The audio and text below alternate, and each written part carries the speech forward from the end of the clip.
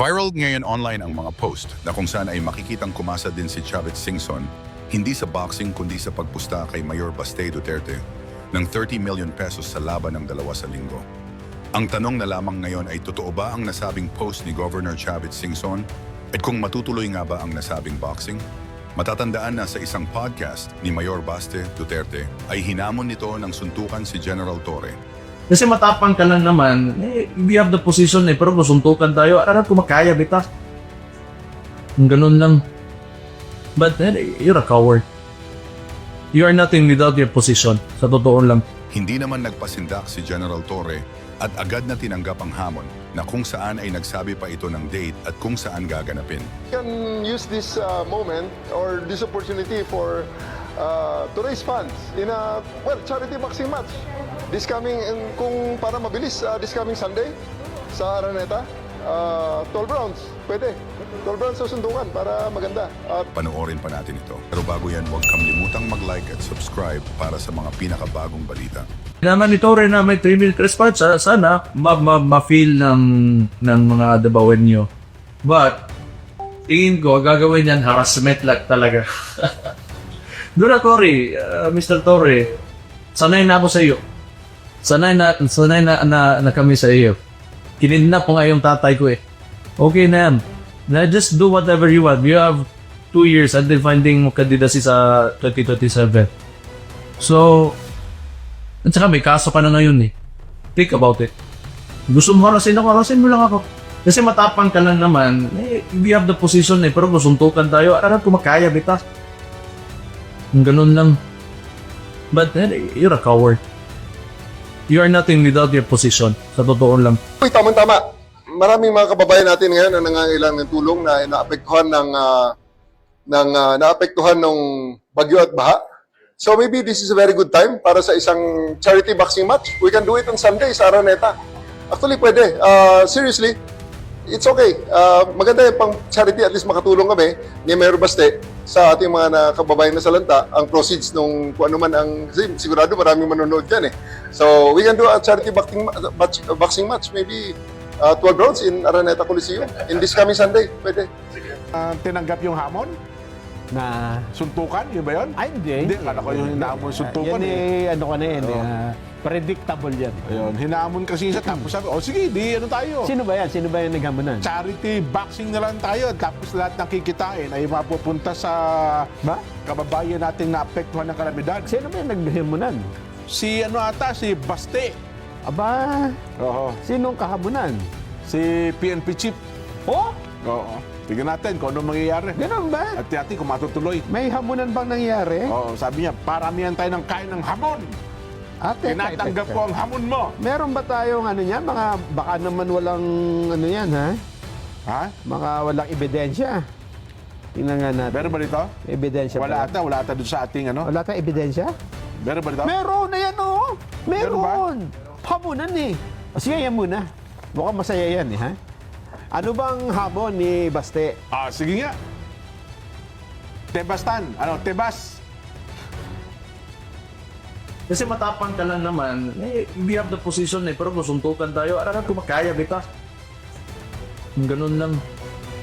But you're a coward. You are nothing without your position. Sa totoo lang. Nagmamatalinuhan ka lang, yan ang talaga ginagawa mo. May criminal trespass ka, may nakaabang na dyan, nakita ka talaga ng media. Sino Ayun. tinutukoy niya dyan? Wala naman siya pinangalanan. Oho. Ang tinutukoy ata niya yung ating hepe ng pambansang pulisya. Akala niya siguro, hindi kakasa. Kinasahan eh. Teka, ano bang pinagmulan? Ano bang... Hindi bakit ko alam. nahahamon? Basta yun lang ang... ano ba? Paano yung podcast ba yun? Parang naka-live ata. Podcast ba yun? Oo. Oh. Anong tugon ni PNP Chief? Bay ko basta. Kumasa? Libre 45 ikinasa. Ba? Ano sabi? Sabi niya ay... Ito, pakinggan na lang natin. akala ko puno na ang salop judge eh. Sige nga, ano naman ang sabi ng PNP Chief? Tama-tama, dahil marami ang nasalanta ngayon ng bagyo at baha. Maybe we can use this moment or this opportunity for to raise funds in a charity boxing match this coming kung para mabilis this coming Sunday sa Araneta. 12 rounds, pwede. 12 rounds sa suntukan para maganda. At para medyo marami-rami ang ma-raise natin, siguro you can find sponsors. Per round, may mag-sponsor. So, let's place their merchandise before each round. So, 12 rounds para medyo marami-rami ang sponsor at marami tayong ma-raise na pondo. Well, I was informed at nakita ko rin sa social media na naghamon siya ng suntukan. And, well, sa atin naman, whether he's serious or not, sa atin, let's just put this on a better use. Kung yan ang gusto niya, madaling pagbigyan yan, boxing na lang para madaling iset up. At gawin natin this coming Sunday, 9 o'clock. I'll be there in Araneta. I'll ask Araneta to set up a boxing ring. Hopefully, they will oblige. Kung wala naman, di maghanap tayo ng kung saan gym ang gusto niya. Ayun! Sinasabi ko yun. Ba, totoo? Sabi ko Akala ko biru-biruan lang yan. Sabi ni General Jean Paro sa likod, boss, akong manager mo. Ako ang coach. 20% tayo dyan, boss. 20%. Oo. Araneta Coliseum. And medyo, kung madalian yan, linggo na yan. O, yun na nga. Baka imposible. Kasi siyempre, Diyan sa Ilorde Boxing sa Mandaluyong, meron dyan. Hindi, ako nasagot ko na yung venue. Ganon? Oo. Ako na magbabayad. Ba? Diyan tayo sa Philippine Arena. Wala tayong boxing modeling doon. Hindi, maglalagay tayo. Di ba, may NLEX dyan. Oo. Yung kalsada, doon tayo. Sa tapat ng Philippine Arena, kalsada. Hindi tayo makakakuha ng doon, ganansya, kasi may entrance fee, may sponsors eh. Yung pagpasok mo ng toll, Oo. medyo mahal. Oo. Kasama na dyan yung pinang boxing. Di ba?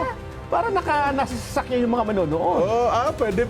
no? Hindi pa tayo mahirapan sa Lahat ng mapalingon, bayad. bayan. Lahat ng mapalingon. Ba? Oo. Ay, pero siyempre, yung General Torre, batak yan, pare ko. Ay naman. General yan eh. Pero palagay ko, ano lang yan. Hindi ko alam kung tototohanin nila yan. Aba mapapasubo si Bastilla kung bigla niyang atrasan yan. Siya na unang nagsabi. Sa bagay, sa Diba? mga kulturang Pilipino, pag Oo. naghahabol ka at may kumasa, Oo. at hindi ka nagkasalimbawa Kahit dyan. pabiro-biro lang eh. Dito lang, makaka-relate yung mga kababayan natin dito. Oo. Alam mo, naghamon ka ng debate Yan. sa Luneta. Oo. Sabi mo, magdala tayo ng granada. No, magkakabit ka ng mga dinamita sa katawan. Tapos hindi mo Oo. naman pala ikinol. Oo. Siyempre, sasabihin, hindi naman ba? Hindi, naghahanap na ng dahilan. Oo. Hindi, ito gusto ko, sige ito gusto ko alabat, sige ito sa ganyan O, eh. ano-ano. Yung mga bagay na Ay, imposible eh. Hindi mabababa yung ano tawag ito, credibility. Totoo. So, may sagot na ba si Baste dun sa sagot ni General Torre? Wala pang reaction ngayon. Ewan ko. Kasi siya ang nauna nagsabi eh. Pero bagay si Basti, pag nakita mo yung katawan niya, puro tato, tsaka malaki katawan ha. Parang malaki, ano? Parang nag-weights din si Basti eh. Ang problema dyan kasi Diba? kung boxing bang sabi ni Baste, Suntukan sabi. suntukan. Pero walang sinabi kung ano eh. Kay General Torre naman, boxing. Ayun para na madali ang setup. Kasi naman, kung suntukan na walang gloves, Mixed martial arts yun. tsaka masyadong violento yun. Yan, At least yung boxing ay tanggap ngayon bilang sports, di ba? Hindi, tsaka nakakita pa naman. Pwede ito tumanggap ng sponsor eh. Sponsors, tapos mga kikitain ay itutulong sa mga nasalanta ng kalamidad. Ha? Oo. Sige. Di ba? Gawin Hindi natin. ko lang alam kasi si Baste kung yan ay may training kasi bukod sa kanyang pabanda-banda, yun kasi nagbabanda yan eh. Hindi ko alam ang iba pang extracurricular activities ni Baste. Oo nga, no? Di ba? Tsaka iba kasi yung boxing eh. Oo. Ano yan? Resistensya yan eh. Sabihin mo every 3 rounds tapos 12 rounds. Naku, kung wala kang resistensya, maganda-ganda dyan. Baka 3-4 na rounds lang, hingal kabayo ka dyan, pare ko. Diba? Siguro, abangan na lang natin yan, ha? Oo. Kung talagang magkakaroon ng ganyan, na ako sa personal kong pananaw, yan ang may siguro usapan lang. Hindi, ano yan? Kasubuan na yan, pare ko. Ang balita ko, isa naghahasa na ng labaha eh. Labaha, gano'n ha? Ay, hindi kasi, Jen, ha? Oo. Ito yung ikinagulat ko, hindi yung... Hindi yung suntukan na yan. Ang ikinagulat ko ay yung may naghamon kahapon eh, Jen eh. Humamon din! Oo. Diba? Hamunan kayo ng hamunan, ha? Di ba ang unang naghamon ay yung Oh. NDRRMC ba yon o yung sino bang nagsabing Ano yung hamon? DILG yata din eh, no? Na ano? na ang sabi nung naghamon ay may papasok daw. You think you can turn around this country in 2 years? You have done so much damage already. Wala na. Ubus na pera ng Pilipinas ngayon. And sige, let's say, magpapatayo pero maganda tulay. How long will that take? And not only that, let's take into account kung may pera pa ba paggawa ng mga infrastruktura. Tapos, yeah, tingin ko, during his zona, you will be telling things that you will never do. Like with the previous zonas that he did. Because all of the zonas that he did, he never did. He never fulfilled all of those.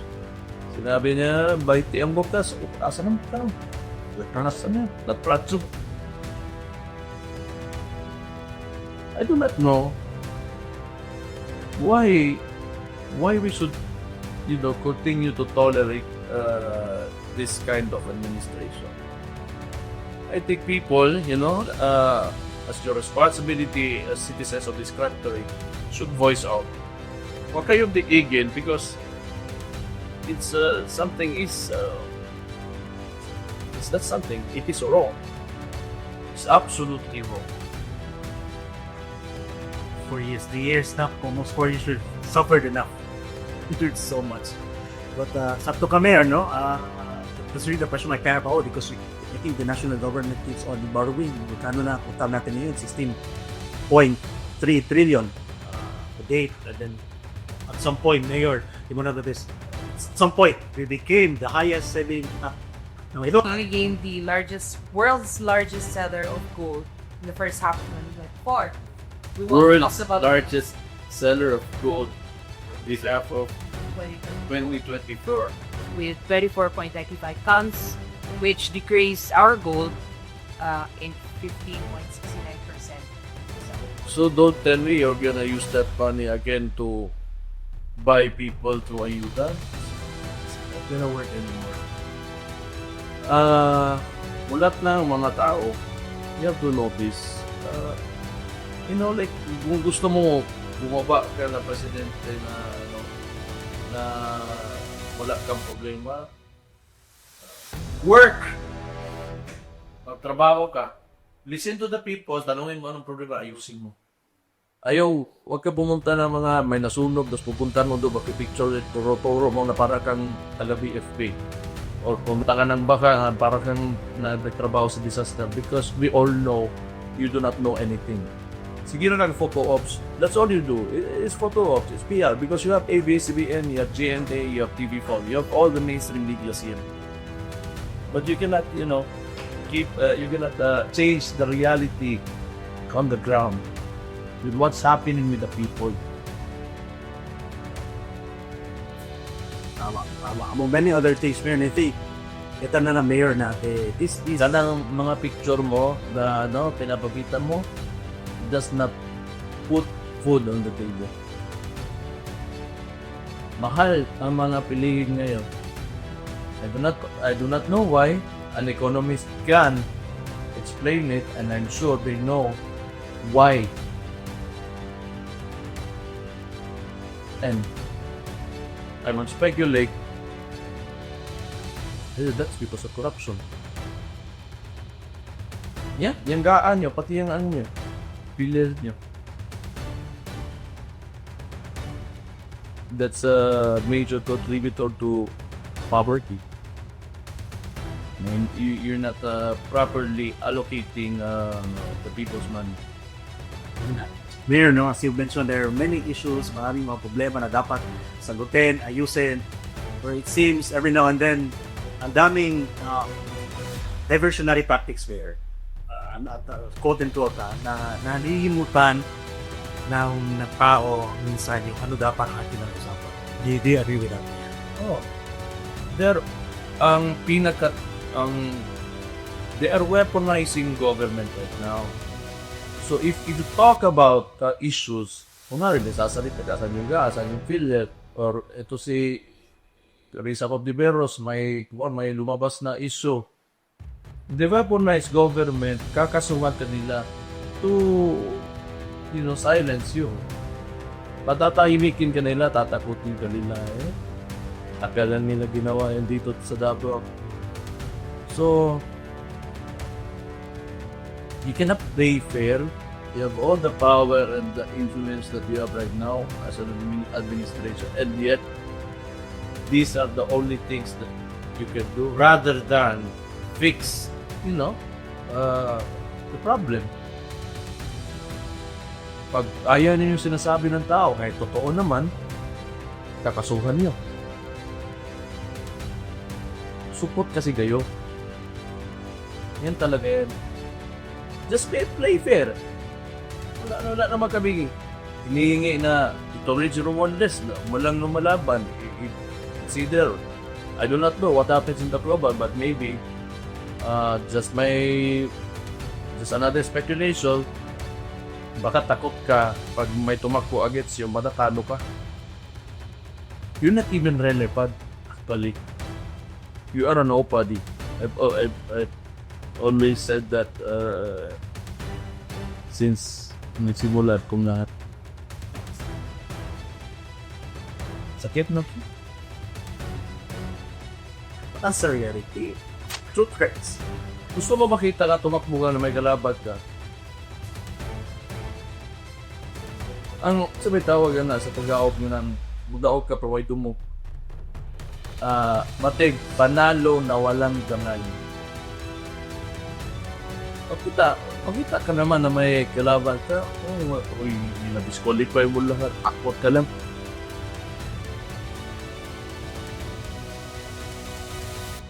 That's the kind of person that you do not play fair. All you do, you're a very transactional administration, including you, the speaker, and all you do is negotiate to serve the interests of those who you negotiate with and for yourself. Simple. Speaking of speaker, Anna, I think there's another brewing story there sa The hours house. So, may inisip. I also heard Toby Japko wanted to be the speaker. the competition between them also. Because it's Sporting Global, this was the speaker now. Who wants him? If you really, ask, these people in Coblas, gusto ba talaga nila yung speaker na yan? Depende sa hatak.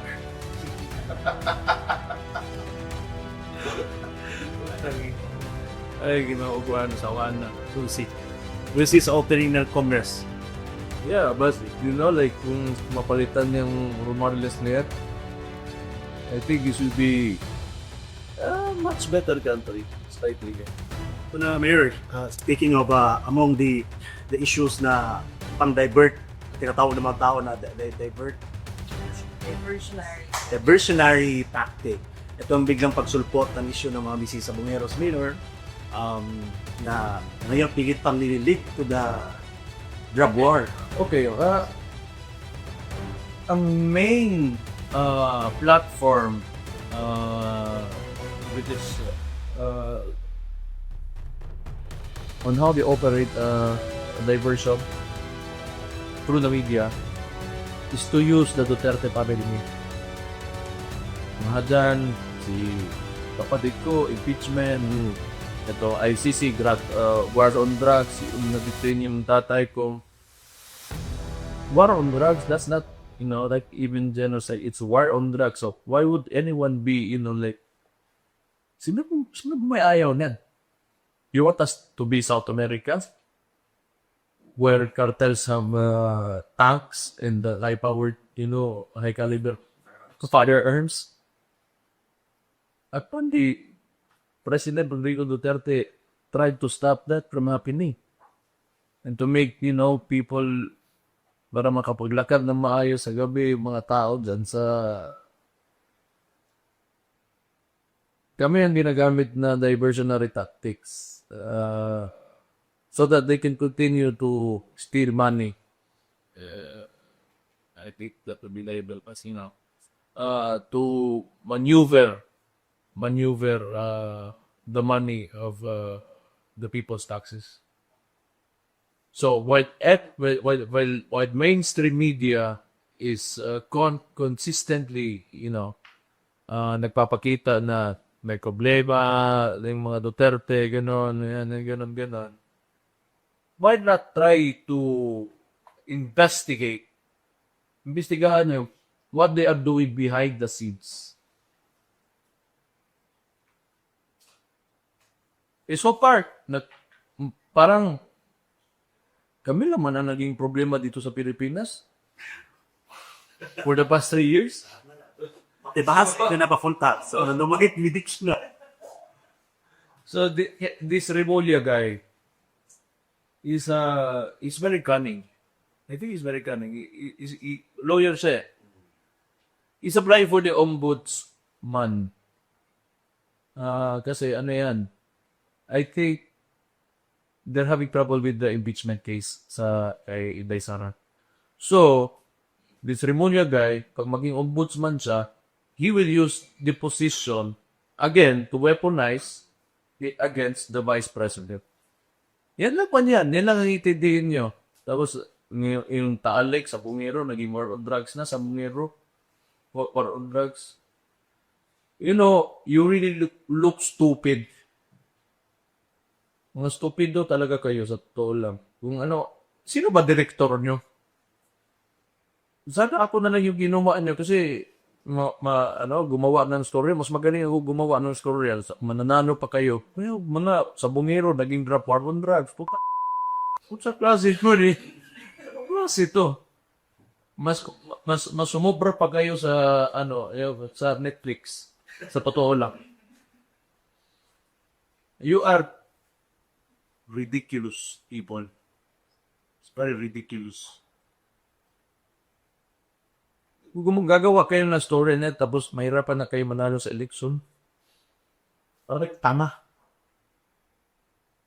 At tama talaga kayo. Joke lang. Tinapat. Ay, ba?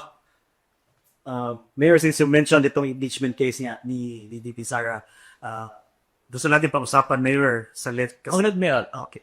it will not only be the Vice President. Pag sinimulan ni Remulla yan, yung ombudsman niya na posisyon, pag natapos niya yan si Inday Sara, lahat ng mga politiko, mahawakan nila eh.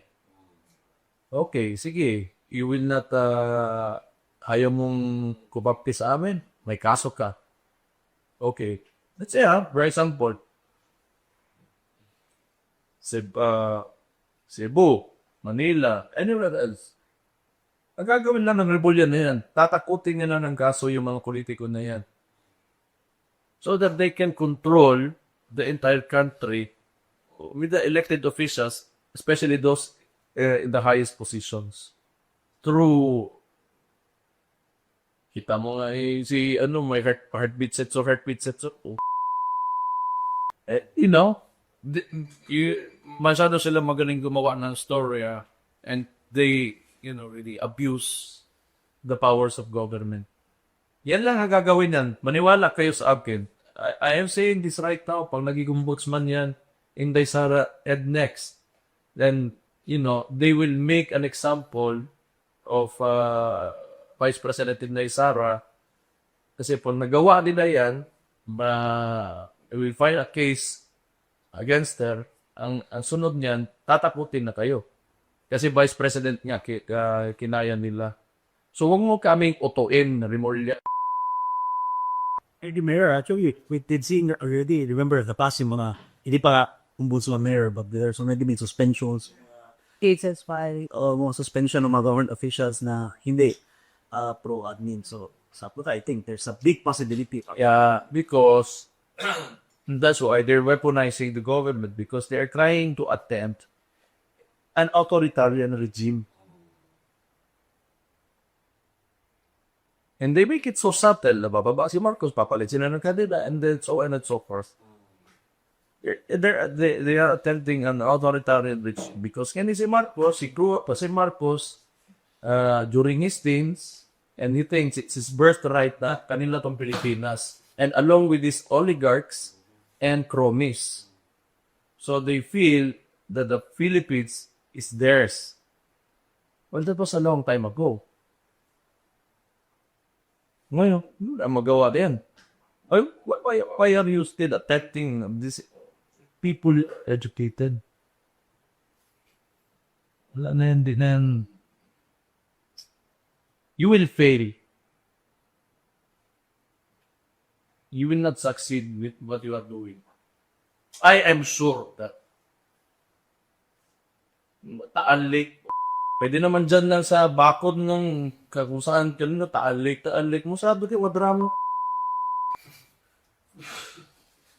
May Taal Lake, kung ako may tapon akong patay dyan na lang sa sauce, di ba? Taal Lake. We're not it. Nakasako kang stop fooling us. Then war of drugs. Sa bungero na naging war of drugs ang pangit na palabas nyo. Ang pangit talaga. Kung sa Rotten Tomatoes yan, 15%. Kung sa IMDb, maybe IMDb is much more mainstream. 4. Wala. It's not a good movie. I'm telling you. What's funny is even mainstream media, some vendors of mainstream media finds it also ridiculous. Yung pag-connect nila sa Omero case and war on drug, which tells us na talagang pangutik na sa tabi. Yeah, you precisely. No, di ba? 3 minutes natin the response dyan. Nasa... Mike na daw ang yung Mike. okay. Lisa. No. They're ginagawa lang nila ito lahat so that they can, move freely in maneuvering money because, corruption is very rampant in the Philippines. So, I think this would be the time na may maganda kayong nakita as an exhibit of ano ang pangit na gobyerno.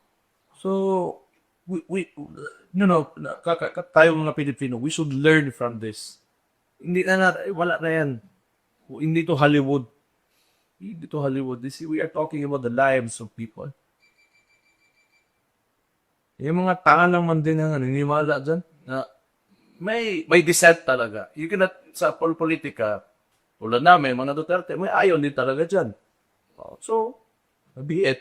But, if they believe itong movie na ginagawa na mga, I think you're to the people. Kung hindi kayo mo na ano kayo wala na ulit pero ng movie mo.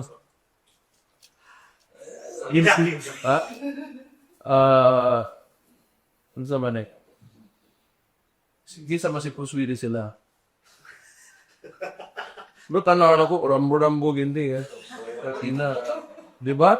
Hindi nauubusan ng bala ba? Tapos inuubos lakat. Abangan ang susunod na kabanyakan na. We look forward to the next storyline. Okay. Ingatan mo ganda eh.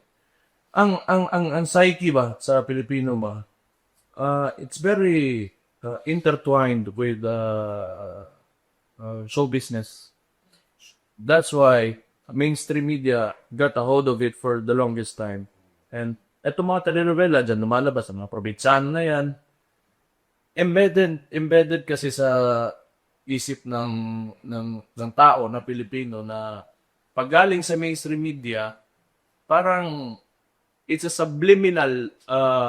a subliminal effect sa mga tao. When they see something on the news that comes from mainstream media, they tie it to the things that they watch on television. So, kamo mga Pilipino, it's time for you to wake up. Yung palabas, yung mga telenovela, they're just, they have a director, it's all makeup. And this government is doing the same thing. Hapham isip. Kaphang isip. Yes, work of fiction. Another issue Mayor remarks that a trigood is us from is yung hair follicle drug text. Which is, mas lumalak na sa issue ngayon because of mga speculations about the first family's drug use, and especially yung kumabas na yung report about Paulo Tantoco's death, which came out CA that he died of cocaine. And yun nga, what you see about this, Mayor? Yung hair follicle test, sinabi naman ni President Marcos na ayaw niya daw. But if you would agree to that, I suggest all politicians, including me, I would be second to him. No, ako'y sunod. Let's do it. Tayo lahat. Hair follicle test tayo. Ganun lang yan kasimple. Nasa presidente lang yan. Kung ayaw niya, then, you know, I think he's okay with that. Then I think he's fine of having, you know, a narco-infested country. So, what can we do? Nothing. But if the president is serious, do the hair follicle test, then it should be done publicly, transparently, and publicly para kita lahat ng tao that lahat ng executive, lahat ng elected officials, gawin lahat. Sino yung mag-positive dyan? Tanggal. Tapos.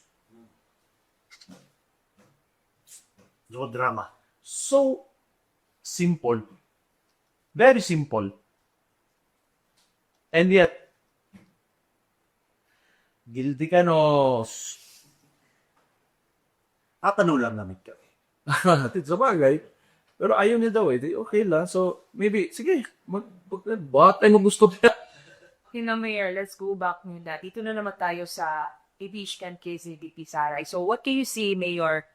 It seems like there's a back and forth going on between the House and the Senate after the previous Senate decided to remand the articles of impeachment back to House of Representatives.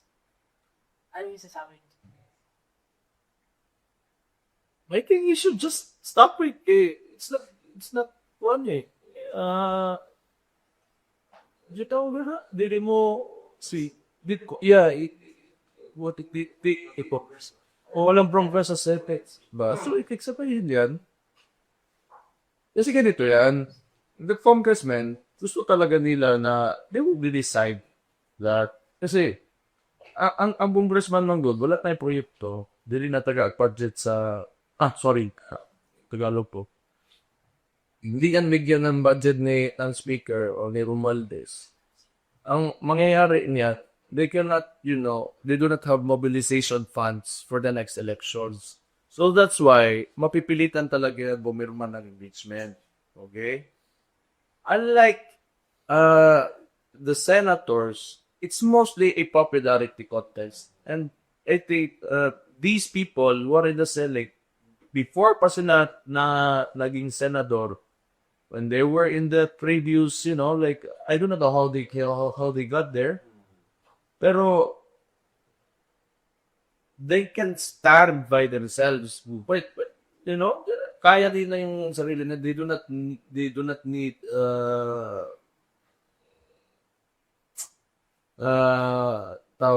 the help of the speaker. Kaya, of course, senador kami. Hindi mo naman pwede pagsabihin na ikaw speaker, Congress kayo, pagsabihin nyo anong gawin ng mga senador. It's a national position. It's a higher national position than the Congress.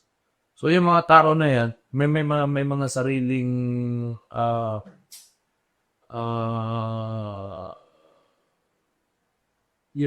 view on the matter. So kung gusto nila ibalik nila para ibalik. You can do this like until the president's term will end. Gawin nila. Ulit-ulitin nyo lang. It will be, I think it will be the same thing. Unless Romualdez will negotiate the Senate at makakuha sila ng numbers.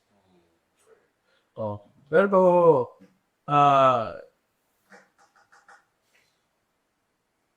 tingin ko, ito naman, may pride itong mga senator. Hindi naman pwede, si Romualdez ka lang eh. Kaya nanalo ng senador, tapos pag-usan mo ngayon ng senador, yung mga congressman, kaya mo kasi ikaw naghahawak ng budget nila. Yan yung totoo dyan.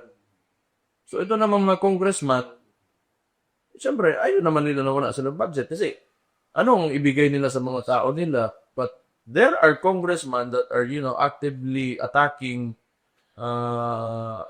the family name. May extra bigay naman yun. Noisy on the better. So, ganun naman yan. Sige, ibalik to sa Senate. Tingnan natin. That's why